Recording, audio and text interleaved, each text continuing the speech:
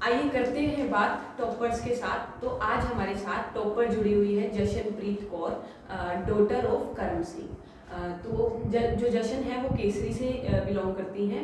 आइए जशन से बात करते हैं। हाँ जी जशन, आप कैसे हो? मैं अच्छी हूँ। और घर में सब बढ़िया? यस। अच्छा, ये बताइए कि आपके फैमिली बैकग्राउंड में कौन कौन है? देखिए मेरे एक पापा हैं, मम्मी है, मेरे 2 भाई हैं, चाचा और एक मासी है। ठीक है, आपकी जॉइंट फैमिली है? यस दीदी। ओके। तो आप मुझे ये बताइए कि आपके प्लस टू में सब्जेक्ट्स कौन कौन से रहे हैं? देखिए दीदी, मैं वैसे तो कॉमर्स ले रखा था मैंने, और कॉमर्स के साथ मैथ ले रखा था। इको मैंने नहीं ली थी उस टाइम, मतलब वैसे इको ले सकते हैं ना, वैसे मैंने मैथ रखा था।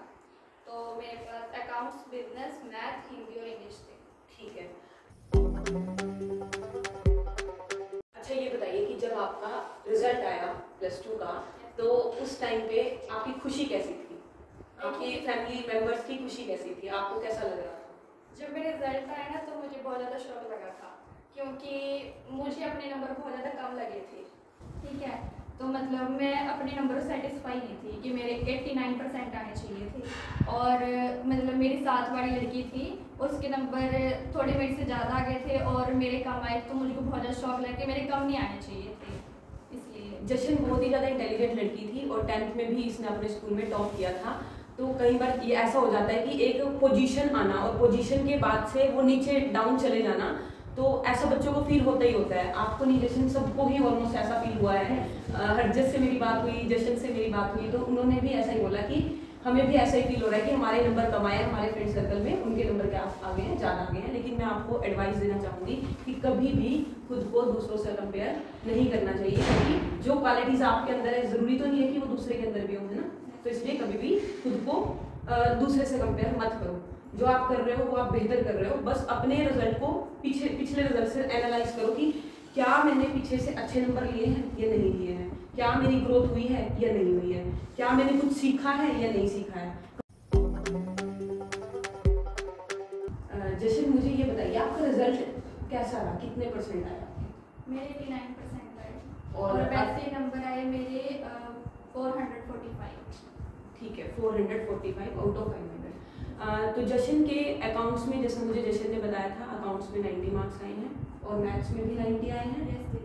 और एक सब्जेक्ट में और आए थे, हिंदी में भी 90 आए हैं। जशन के जो मार्क्स आए हैं 90 आए हैं। तो ये बहुत ही ज़्यादा अच्छी बात है कि 90। फिर मैंने जशन के 90 मार्क्स आए हैं। तो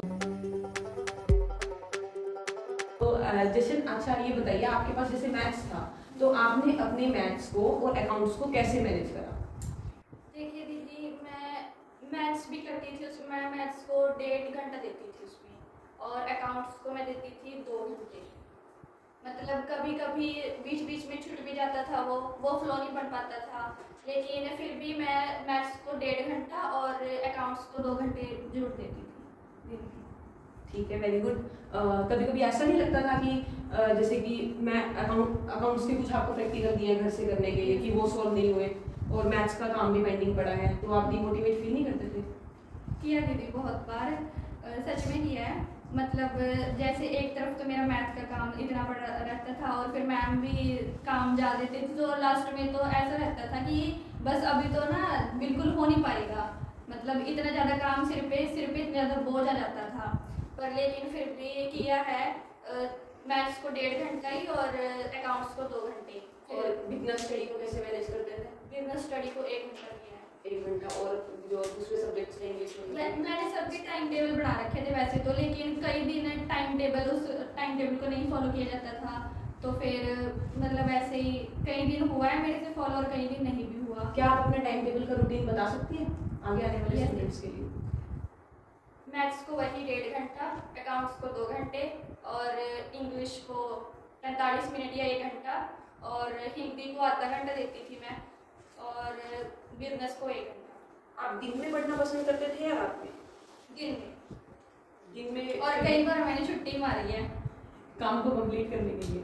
तो दिन में आपका शेड्यूल क्या रहता था? दिन में दीदी यही था, मतलब दिन में थोड़ा बहुत मैं ज़्यादा कर लेती थी, अदरवाइज मतलब जैसे लास्ट के दिनों में ही ना मैंने छुट्टी मारनी शुरू की थी, तो फिर मैम कहती थी कि तू छुट्टी क्यों मारती है, तो लापरवाह हो रही है अपनी पढ़ाई को लेके, लेकिन मैम को ये नहीं पता कि मैं पढ़ाई के लिए छुट्टी मार रही हूँ।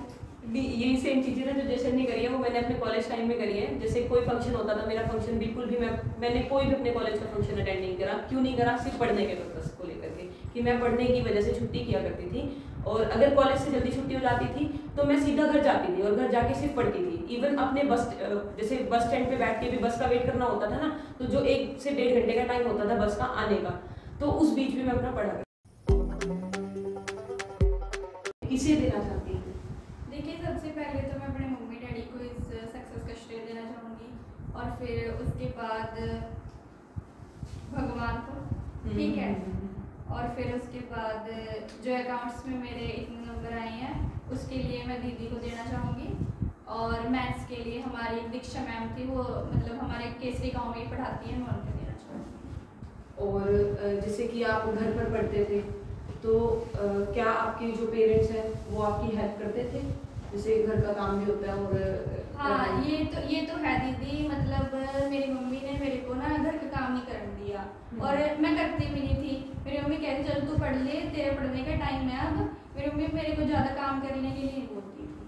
मतलब आपने ज़्यादातर टाइम अपना पढ़ाई को ही दिया? यस। ठीक है, तो अब आप मुझे ये बताइए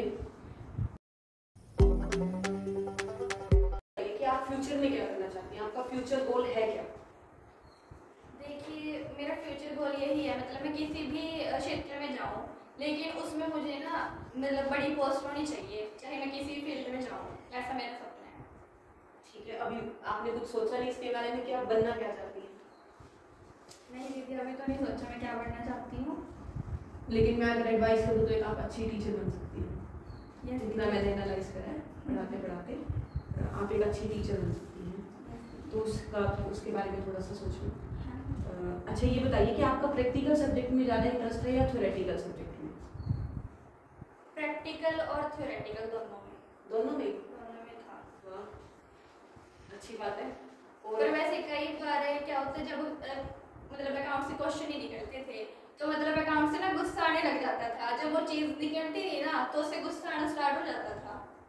तो कई बार वैसे मेरे साथ मैथ्स में भी ऐसा हुआ है, तो वैसे दोनों ठीक थे मेरे लिए। तो जैसे अब जो हमारी आगे आने वाली जनरेशन है, फ्यूचर जनरेशन, जिसने 12th के एग्जाम्स देने हैं, तो आप उनको कैसे गाइड करना चाहेंगे कि उन्हें क्या करना चाहिए, कैसे पढ़ना चाहिए? स्टडी को ही सारा टाइम देना चाहिए या थोड़ी बहुत मस्ती भी करनी चाहिए? नहीं दीदी, मतलब पढ़ाई को भी देना चाहिए, और साथ में जैसे टीवी सीरियल्स होते हैं, फ़ोन चलाना होता है, उसको भी टाइम देना चाहिए। मतलब ऐसा नहीं कि पढ़ाई में ही घुसे रहो, ऐसा नहीं होता। मतलब सारी चीज़ों को टाइम देना चाहिए, उसका एक टाइम होना चाहिए कि हम किस चीज़ को कितना टाइम दें। आप अपने भी हाथ में कुछ गाइडेंस देना चाहती हैं फ्यूचर जनरेशन को? देखिए, मैं तो यही गाइडेंस देना चाहूँगी कि अपने दुश्मन को कभी कमज़ोर ना समझो। मतलब जो आपका कॉम्पिटिटर, दुश्मन तो नहीं, मतलब कॉम्पिटिटर है, उसको कभी कमज़ोर ना समझो, ठीक है। मैं तो यही मतलब एडवाइस देना चाहूँगी बच्चों को। और थोड़ा भी इलैबोरेट कर सकती है? तो जो आपने ये कहावत बोली कि अपने दुश्मन को कम नहीं आंकना चाहिए, तो उसे